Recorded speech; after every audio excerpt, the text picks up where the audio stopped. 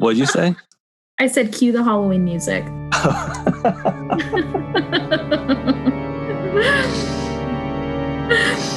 Oh, man.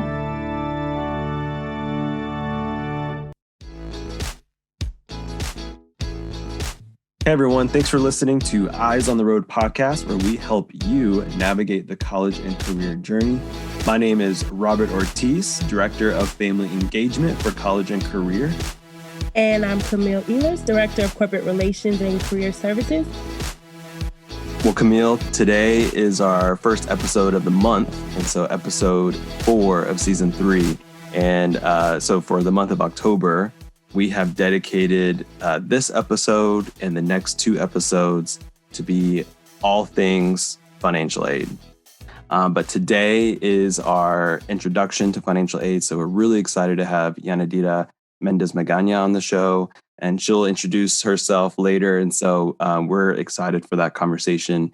And then for next week, we have Alexis Fisher back. So you listened to her episode last month. She is back next week to talk about her experiences with the financial aid process from an Uplift alumna perspective. And then for our third week, we are super excited to welcome for the first time to the show, Kiela Jones. She is our one of our staff members at Uplift Wisdom. So she's going to talk a little bit about loans and debt, what's good debt, what's some debt to maybe be cautious about before making the jump. And so we're excited for what we have in store for you in the next few weeks. So with that, let's get started.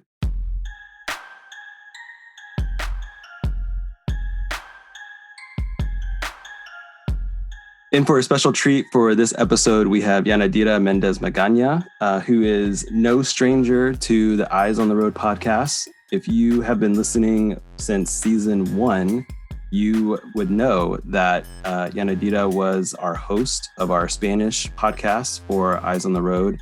And so it is great and really exciting to have her join us for this episode as we talk about all things financial aid.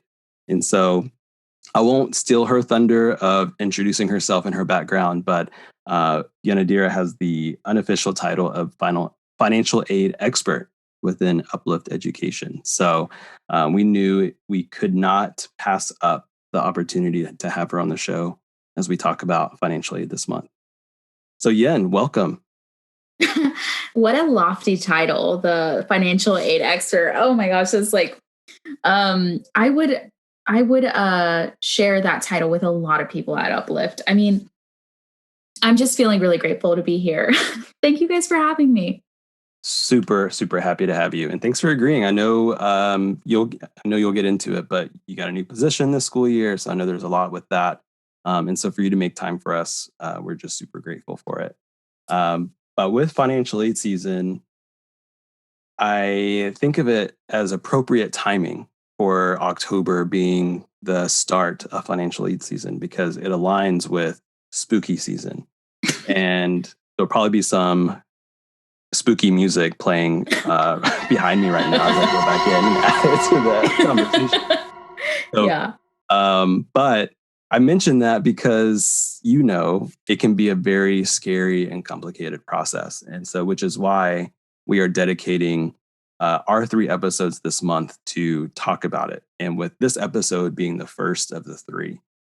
And so for those listening, we're excited that you are listening today because there's a lot to know and there's a lot to talk through. And we'll try to talk things at a high level, but also make sure that we go in the details of the things that we need to go deeper on. Because with this process, the small details have big implications, they have big impact. And by missing the minor details can have a drastic impact on financial aid eligibility and also making sure that you get the appropriate funds that you need to pay for college. So anyway, let's get started with that conversation. But before we do, Yanadira, I would love for you to share just more of your background, however you want to go, maybe like high school, because there's I think people would like to know where you went to high school, where you graduated from. And just those series of events that led you to do what you do and why you do what you do. Like, why have you dedicated your career to this work, and being at Uplift, I think would be great for our listeners to learn more about. Yeah, so if you've been, with us since season 1, that I graduated from an Uplift school. I actually graduated from Uplift Summit International Preparatory in Arlington, Texas. And it's funny because at the time we were the first graduating class, so we had class in portables and we lived in a little bit of a forest. It was definitely a weird and fun place to go to school, but not the summit that I see now. But yeah, I was in the first graduating class. So the whole process of Road to College and Career across the network, I was in that pilot group where they were really testing the waters as to, how do we apply for financial aid? How do we apply to college? How do we bring families in that process? And it was just a very wild, overwhelming experience, but it was great because I ended up going to a really great college at low cost to my family. I went out of state to this little small private liberal arts college called Salem College. And in that process, I discovered that I just loved education. I loved my experience at Uplift. I felt that it just empowered me to kind of shape and name and own my own future. And I just was drawn to college access. I started working in admissions as a student at Salem. And then when I graduated, I got a job there. And then I got to recruit Uplift students. And then I was just called back to Uplift. So that was kind of my trajectory there. And I can just say that it makes you really appreciate the work that the Uplift college counselors and the deans of college prep and the academic counselors and all of the people at the central management office, like you and Camille, all of the work that you guys put in to make these opportunities accessible to our families. So that's kind of how I came into my role at Uplift. And actually, with my recent promotion, I just wanted to be closer to families and students. I wanted to work on campus. And so I moved out of that role as the manager of college access and financial aid. And that's actually it was sad to lose the podcast as one of my projects because I loved it so much. And even though I am enjoying all of my interactions with families. So that's a little bit about how I got to where I am now. When I think about education and when I think about my why, I think about this conversation that I had with my dad. And in that conversation, we were, I was asking him what his retirement plans were. And I was like, what are you going to do, Dad? You're almost a senior citizen. And we were joking. And he just finally, looked at me and was like, well, I accomplished everything I dreamed about. I immigrated to America and I got a good job and my kids got a good high school education and then they all got a college education. And now you guys have these great jobs. And now I've accomplished everything, that I wanted to. So yeah, that I think about that every time I go to work. I think about our students and the families and the sacrifices that they've made to make an education a possibility for our students. So drop the mic. That was Yeah. okay. We need a reset. That was wasn't expecting that. We're going hard. I know you had me thinking about my dad and like my. Did you practice? Seriously? No. That was so powerful. That was so powerful. We are talking to an experienced podcaster. No. You flatter me, but no, you guys know our stories just really, they just catapult us into places that we never expected. And we think about our people and our families and our communities in the work that we do. I mean, as educators, we can't help it. We're just called to that. So I don't know, when you ask me that question, it's like, that's why. That's my why. No, that is a why with a capital WHY. Seriously. And as you're talking, seriously, I'm thinking in my head, I'm envisioning your dad. I'm envisioning so many other dads and parents and families that I know personally, that I know through work, that I know through Uplift, that I've met who can probably resonate with that same feeling of wanting to and yearning for their children to do great things and that being their greatest accomplishment, right? Like that is a culmination of all their hard work. It's not a nice, fancy multi-million dollar car or home. And maybe that's a part of it, but like the children and the aspect of like their family and children thriving is bigger than all of that. Thinking about financial. So just like tying it back to the source of this conversation. One thing you told me about, I remember, was your experience at Salem as a staff member. And I don't remember exactly what, and that's not the point of this, but I remember you just talking about your experience working there. And so I'm thinking about like going to Salem. You pushed through, you graduated, you got your job. Was financial resources or financial aid or how am I going to pay for this or what is going on? Like, do you recall those types of feelings or conversations in the application process or in like the renewal process of financial aid? Yes, actually, but not for the reasons that, you would think. For me, one of my, you know, biggest questions in my first few weeks as an admissions counselor working on that side was, why is this information not available in different languages when we are actively recruiting students from, immigrant households or mixed status family households? And it was after our first visitation event that we hosted as a college. You saw, families lining up and going to sessions and talking to admissions counselor. And if you kind of gazed around the room, you would always see in the corner, like, this immigrant family, specifically from a Latinx background. And they were just these parents that were just in the corner. And, I don't know, for me, it was just a powerful vision to see all of these English speaking families across the board being able to navigate the space really easily. And you clearly had a group of families that were not a part of the program.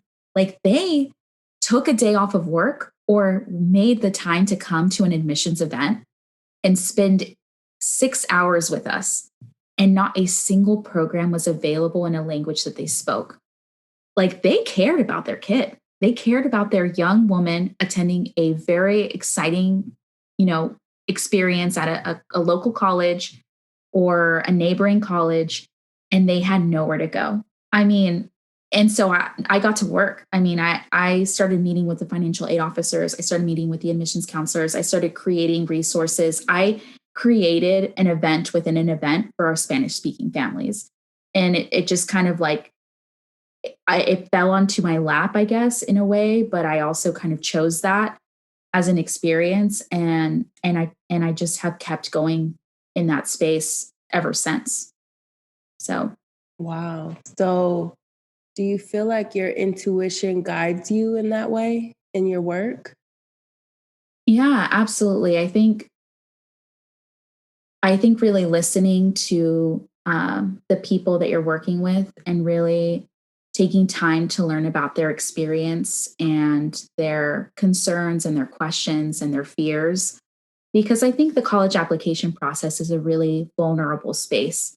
Financial aid is even more vulnerable because you have to share really private, personal information, both on a fiscal level, right? So you're telling this stranger or an almost stranger about how you pay your taxes or how you're able to navigate a collegiate environment. And if you're new to the country or if you're new to the space, I mean, I know what that vulnerability is like just based on my own experience, but it's even more vulnerable for adults that have children to kind of share that information with a stranger, you know, especially if their child's education is at stake. And so you just have to lean into like that intuition a lot. Yeah. Yeah, no, seriously.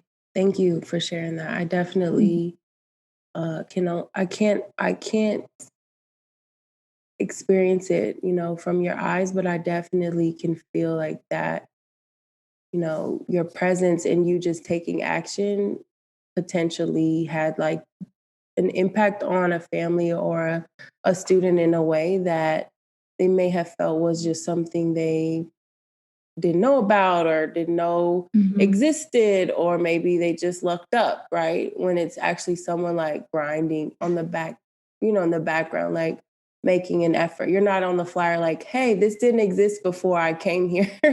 Now we're Yeah. doing it in another language for your family. It's like, Yeah. oh, I maybe, this is great. This is happening. I think that's the beauty of some of this passion work that we do, is that some things don't need to be said. We're doing this for you. We don't have to say it. We don't have to put a safety jacket on with lights and say, we're doing this because we know you don't have the access. We're doing this because you don't understand it in English. We're just trying to make you feel like you belong here. So that's dope. Exactly. Exactly.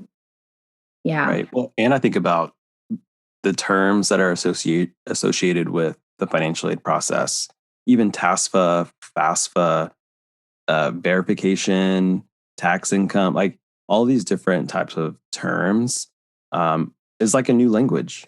Mhm. And even the English language, like it can be new concepts that you're being introduced to that you have to take the time to learn. And then just think about, if English isn't your first language, how much more time is needed to be more familiar with Yeah. the terms and terminology that's associated with this. And so, yeah, I mean, I appreciate you sharing that, because it is a huge need, and which is why we have you on the show today, because of your work around financial aid, especially at Uplift, and the resources that you've created in the last 3-4 years that you've been here. Yeah. And we'll have those in the description, uh, the description page of this episode, because there's a lot of YouTube videos that Yada Dita you have done, both in English and Spanish. And so we want to make sure that those that are listening know that those resources are there and available on our YouTube channel. So we'll be sure to include those. So, Yeah. Yen, thinking about your own personal experiences that you shared and the professional experiences, at Salem and also now at Uplift, families are introduced to this financial aid process for the first time every year, regardless of grade level. Most likely, maybe senior year, but maybe it could be junior year, or there may be some families who start looking into this earlier. So, thinking about a family who is about to be exposed to the financial aid process for the very first time this month, or those who are listening may have that opportunity pretty soon, what would you say is the priority for them? Like, where is like that first place they should start with, whether to, be familiar with something or who to connect with? Um, what would they need to know essentially before they get started with this process? I think the most important step that a parent can take is to have a conversation with their scholar. So, have a conversation, like a real conversation about the fiscal health of your family. So, this is how much money we make a year. This is where the money comes from. This is how we pay the bills. This is how we feed our family. A lot of seniors, I mean, I think that's one of the hardest parts of financial aid is a lot of seniors don't really understand the concept of how things are paid or how much money a family makes until we're going through the actual applications where they're seeing the numbers typed into the application. And then then grows concern and worry, in some instances where a student is like, wow, I didn't realize that was how much money our family made. And then the opposite can happen, right? Wow, I didn't know that that's how much money my family made. How am I going to get Pell Grants? So I think just having an open, honest conversation, which does take a lot of vulnerability, especially as a provider of your family. I think I see a lot of instances where a parent is very nervous or very fearful or ashamed in some cases to share that with their scholar. But the sooner you have that conversation, the better the scholar or more confident the scholar feels as we're building college lists and as we are helping you apply for the financial aid applications.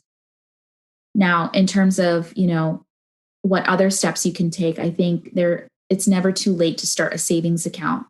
And that savings account can look very differently for every family. But if your scholar is older, maybe you can talk to your scholar about like, hey, for every $100 you put down, I'll put $100 down in your savings account, every month. Or, I will add $25 a month. No amount is too big or small, because at the end of the day, if you only have $500 in the savings account, that's a plane ticket. And that means getting to campus, right? And coming home from campus. So that can have a large impact in a scholar's ability to go to school, right? There's a lot of opportunities for savings. So I think those are like the two big first steps that a family can take that are very not as daunting as the other pieces. Yeah. Cue the spooky music again. Yeah, right. Yeah, I mean, man, talking about money is such a uncomfortable, awkward, and can be embarrassing thing to talk about. And I remember when you were talking about that, I just remember when I was in high school and I was going through this process, my parents were not looped in. So like it was kind of one of those things where I felt like I had to figure it out by myself. And, my parents, like most, are, they want the best for me and are champions of me and care for me and, want to do everything they can, but sometimes that access to information just isn't there, right? To where Yeah. they could be more knowledgeable or informed around the process. But I remember so my dad was his income was the only income for our family. And so we lived on a tight budget and I worked my way through high school. So, like, even when I was 15, I probably shouldn't have been working when I was 15, but I started working when I was 15. And so in my concept, I was like, we're not poor, but we're not rich and we're not comfortable with finances. Because we were one of those families where like, if we got McDonald's or Burger King, we didn't get cheese on our burgers because it was an extra 30 cents. Like it was that type of penny pinching where we got cheese at home. We'll put it on there when we get home. So, which I was always so frustrated and annoyed with, like, can I just get cheese? I got 30 cents. Anyway, besides the point. Listen, no, but I knew not to ask for cheese. Yep. But with all of that, I was surprised when the FAFSA results came back and basically saying my dad made too much money for me to receive aid. And I was like, wait, what? Like, if we make too much money, I can get that extra slice of cheese on my hamburger. So something's not adding up. But it is because we never talked about it. Like I was just connecting the dots around what I knew. And to be honest, my dad didn't make a lot of money. He just made enough. Right. Yeah. And I think that's where this process can be so frustrating, is because it doesn't consider maybe some of those outside factors that families are navigating, which do put them on a tight budget, right? To where even to the point where there's really not much room to save for college. But based on the calculations that are in place by the government, they say that there is. Yeah. And so that's a really great advice that you shared, because as uncomfortable and maybe taboo it can be to talk about money, especially as a family, it has to happen even before this process. because of those surprises that can come up along the way that can totally derail the vision and aspirations for going to college for our scholars. Yeah. Through the you speaking about your dad, it just reminded me, through the financial aid process of like looking at my parents' W-2s, my mother who works currently still her job as a TA. I'm about to put her business out there. Hopefully she doesn't listen to this podcast. But she works so hard. Like that woman is, she came to work. Like she immigrated to the US and just has worked so hard. And she picked a job that she knew she could take us to school and she knew she would be at home when we were done with school. And seeing when she came home, she would like do work. And that woman, when I filled out my task, my FAFSA, I found out she only made $13,000 a year for all the grueling hours that she worked. And it was the first time that I was like, wow, like my mom, she hustled and she still does not make a livable wage, right? She does not make enough to, if she was on her own as like not even as a parent, but as an adult by herself, she could not afford to live anywhere in the Dallas-Fort Worth area. And that's actually like, we had to have a hard conversation about that when I was going to college, where she was like, that's a reality, which is why I want you to go to college and why I want you to get an education. So, we learn so much and we gain so much respect for our parents through the process of their vulnerability and sharing that information with us. And I also want to make a point too, to what you said, Robert, right? Like if you are in that same boat where your financial, it shows on your taxes that you're making more money and your money's going into places that is not covered by the FAFSA, there is a process called professional judgment where our Road to College team helps you navigate through that and request more financial aid from the institutions because the FAFSA doesn't, cover all of that information. So if that is your case and you are really nervous about that, there's a process where we can go around the FAFSA. So we'll work with you on that piece. And so I do want to just kind of put that out there for that piece. Cool. Yeah. Do you mind just sharing more about that? Yeah. So professional judgment is it's a case by case on colleges. So this is I'll share an example of instances where we use professional judgment. So if you're making X amount of money per year and that's what your taxes say, but you are also sending money to Mexico to support your family. And you are also sending money to pay for some medical bills for a grandparent. And you have kind of, that's part of your situation. And so the money does not actually, amount to what FAFSA says. Then we go to the school that your child's applying to and we let them know that situation. And then the school will review your information given, all of the paperwork that we submit and help the scholar submit.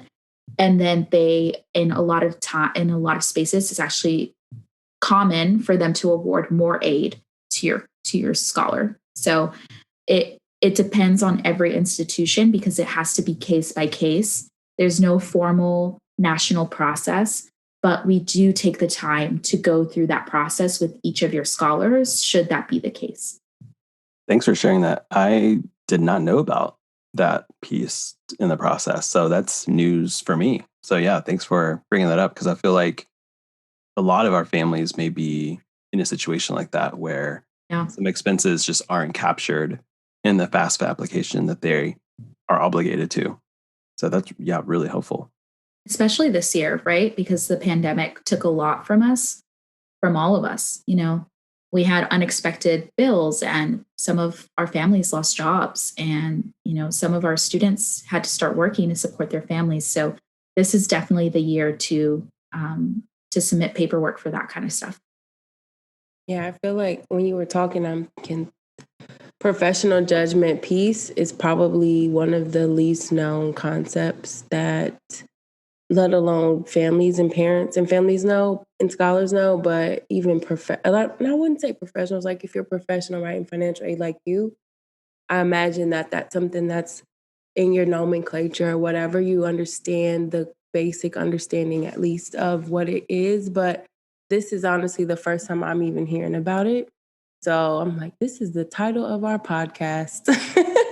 Professional judgment. Someone is going to take away that thing. I swear. Same with Robert. Similar with your mom, like looking at numbers. I had no concept of financial resources anyway. So I wonder, like, having honest conversations, like, what would a parent or a family member say to a scholar who is looking at the numbers on the application and saying, what does this mean? What does that mean? What does that mean for me?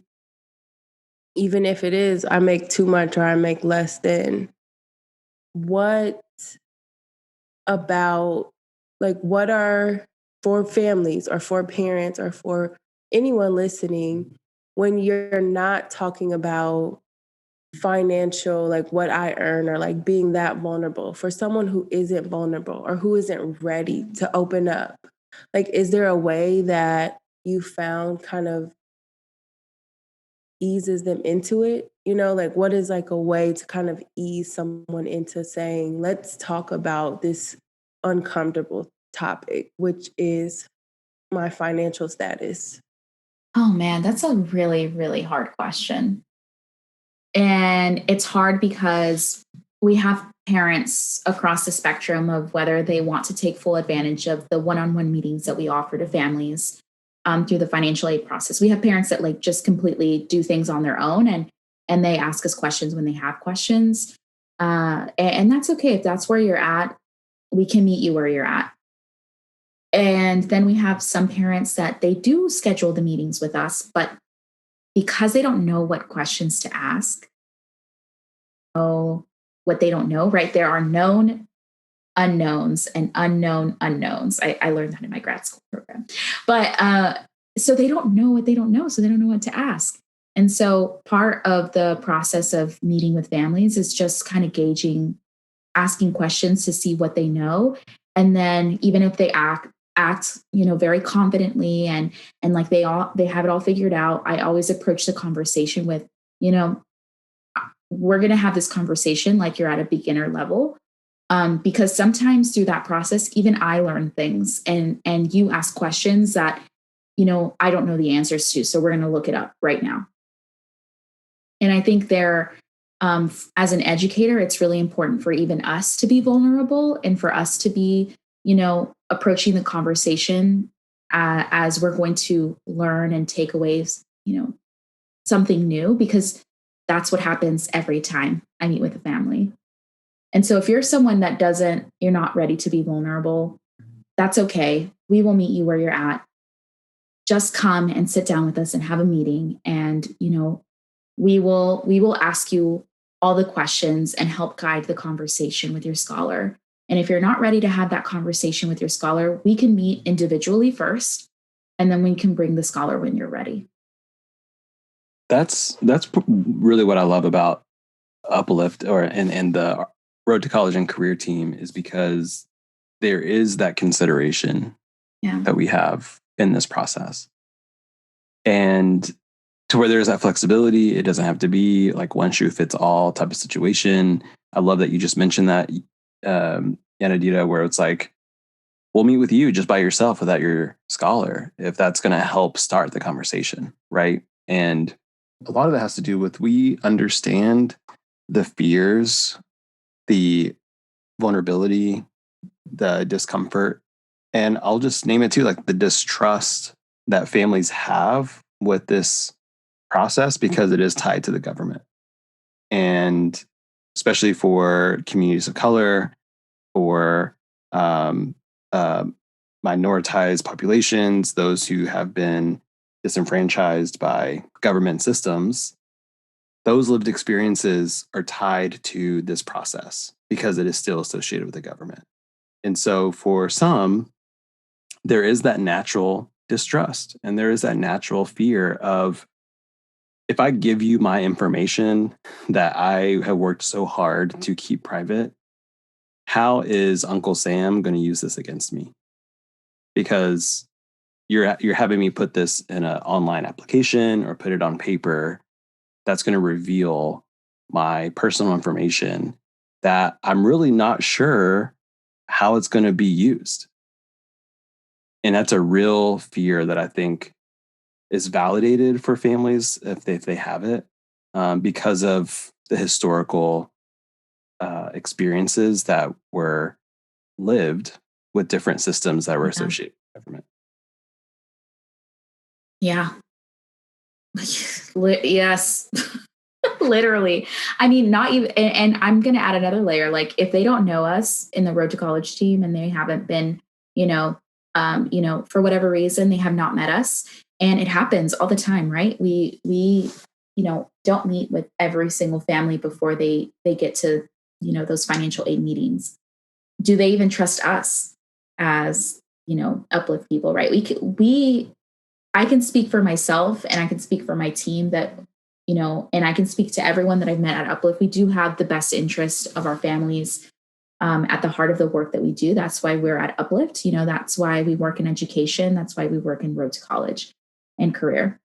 And I think that, even then, we still have families that are like, I'm not going to give you my social security card. I'm going to type it in myself, and then we're going to scroll down so that you don't see that number. So, I mean, we just see so much sensitive information, and like, I completely understand that fear and that distrust. And so, I will say that the information that you do input in the FAFSA does go straight to the Department of Education and stays within the Department of Education. That information is not used in any other part of the government. And so we do have a lot of fears that come out, especially if we have students applying from mixed status families. So, it means their parents are undocumented and the scholar is a U.S. citizen. So when it does ask for the parent's social security numbers, right, like what numbers do we put in there? Well, we have numbers to put in there that designates, the appropriate coding for those parents to make sure that the application goes through. And so even those parents are so afraid, right? Like, how do I know that this is not going to be used against me? Absolutely. And all I can say is it stays in the Department of Education. That's where all the FAFSA information goes. Doesn't go anywhere else. Right. And I appreciate you sharing that. And yeah, it is one of those situations where we can't guarantee how sensitive information will or will not be used, right? Because we don't work for the government, and like at any moment things can change.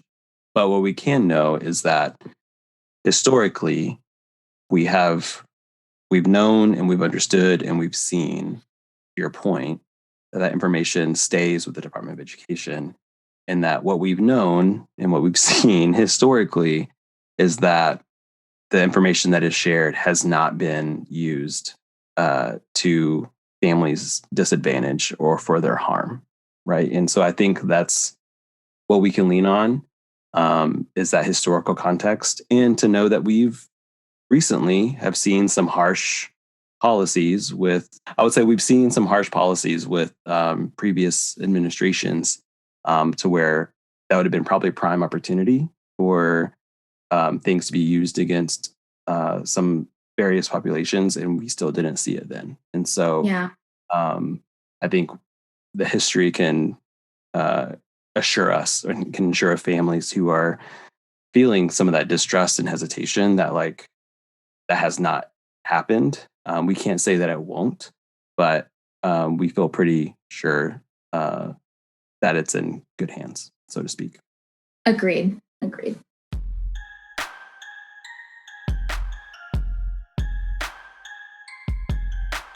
So, Yanadira, can you give us a kind of your 30-second YouTube video approach to like FAFSA? What does that stand for? TASFA, what does that stand for?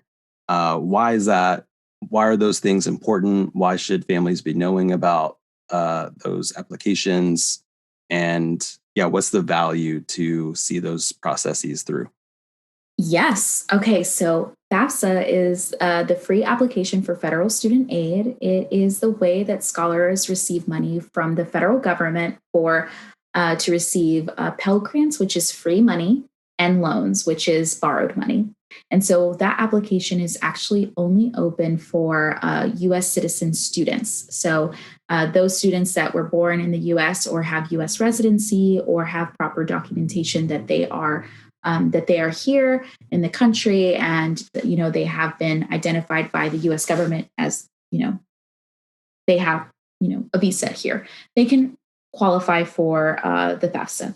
Now if your scholar isn't documented or has DACA status, then that scholar applies for the TASFA, which is the Texas Application for State Financial Aid, and that is only applicable within the state of Texas. Texas is actually one of the 11 states in the country that does offer financial aid for those scholars that identify as undocumented, and we have seen some great success rates for those scholars here in the state of Texas. But if your scholar is looking to apply to out of state options, we do have some really great partner colleges that help fund those students as well. Now, those applications, including the CSS profile, which is also another financial aid application for those universities that are highly selective, those 3 applications open this Friday, October 1st. And so by the time you hear this episode, the application will likely already be open. And so we encourage students to apply as soon as possible because it is like a hat full of money. First come, first serve. Now, through this process, it is very confusing and it is a lot of information, but all I can say is get your tax documents ready from the year 2020 and make sure that you have those documents prepared because that's what you're going to need. And make sure you have any W-2s or bank statements that have your information, your financial information available to make sure that you are able to fill out the application.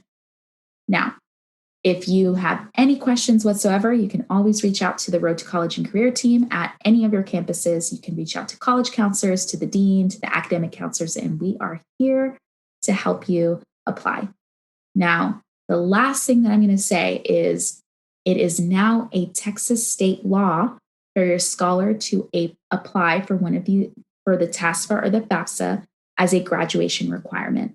So if you are confused on whether you should apply or not, you will need to apply according to this new state law because so much money goes underused because students don't apply. So your scholar in the course of 4 to 6 years can receive up to $39,000 in free money or borrowed money, depending on their application status. And that is just the minimum. That is the starting price, right? Depending on the university, it can go up to $250,000 of missed opportunities. So that is my probably 2-minute elevator speech as to why you should apply for financial aid. I was reading an article recently where it was like, I think it was a little over 2 billion with a B as in boy, over $2 billion goes unused each year because folks do not complete the FAFSA or TASFA form. That's a lot of money. So it's a lot of money. It is a lot of money. And to your point, it's used for everything, not just free money. It could be used for loans, eligible loans, but also universities use that as a way to determine full ride scholarships. So like that high, big number you just threw out there, $250,000, schools use the FAFSA and TASFA to determine the students' eligibility for even full ride scholarships at their school. So important info. Your experience is so it just reminds me so much of my own Yanadir, and I know our families that are listening too can probably take bits and pieces and put it together. And I hope that they take from this that even us having this podcast, right, on a evening in the middle of the school year, in the middle of financial aid season, in the middle of grad school, in the middle of all these other things, we're doing this because it's a way to show trust and community effort and coalition building and faith. You know, I think some of that risk taking is evident in people just showing up for you. So thank you so much for all of your insight, because I'm over here like, man, I wish I had a podcast in 2000. When did I graduate? 2006. But I didn't, and I just had to force it, and I had to try and struggle so hard, and it didn't have to be that way. It doesn't have to be that way for our scholars. Yeah. And I know for a fact that, you know, the financial aid process, if done and if done correctly, is a game changer for families. And it can be like the catapulting piece that gets students to the places where they're intersecting, you know, the way that we are in their career journey. And I think for me, it's just like, I just want families to have the option, right? The option of money, the option of loans, the option, like, I want y'all to cast a wide net. This is what I was told, right, when I was at Summit. Cast a wide net and just see what you catch. And then from there, you can make the choice because you're empowered to make the choice and because you have choices, which is more than I know my parents had. You know, when they immigrated here, this was their only choice. And their only choice got me my choices. So, yeah. I love that. Yeah, I resonate that as well. Well, as we come to a close with our time with you, we have been asking this question for every guest that have been on the show.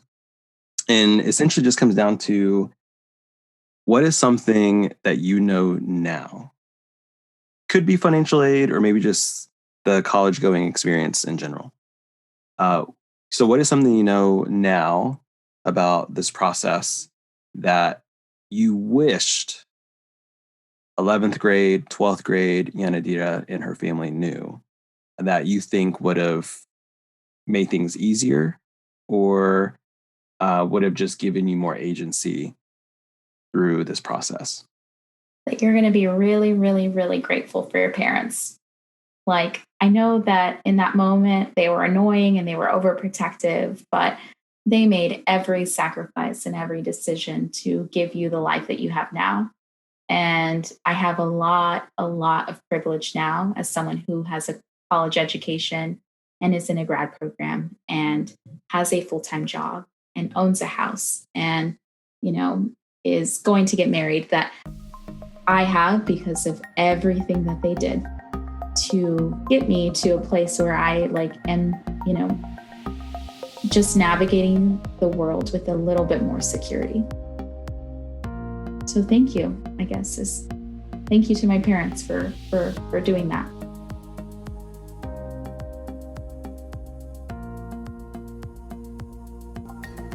Hey, thanks for listening to today's show. You may find the information we discussed on the description page of this episode. If you have a question or would like more information about what we discussed, please email us at rtcc@uplifteducation.org. Also, don't forget to subscribe to the Eyes on the Road podcast, wherever you listen, so that you don't miss our next episode. And until then, be well and shine through.